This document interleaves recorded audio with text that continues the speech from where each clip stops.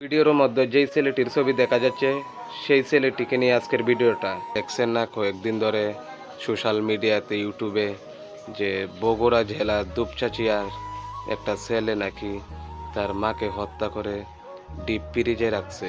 আসলে এটা কখনোই সম্ভব না। র্যাবের ভাইয়েরা তাকে জোর করে তার মুখে এই কথা স্বীকার করাইছে যে সে নাকি তার মাকে হত্যা করে ডিপ ফ্রিজের ভিতর রাখছে।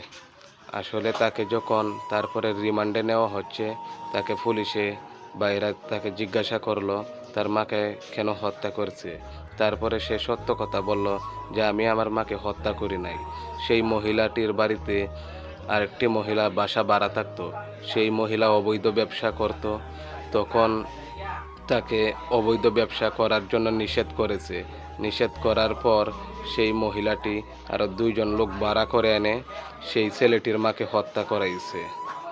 তারপরে যখন পুলিশে তদন্ত করলো, তারপরে সেই ছেলেটিকে মুক্ত করে দিল জেল থেকে।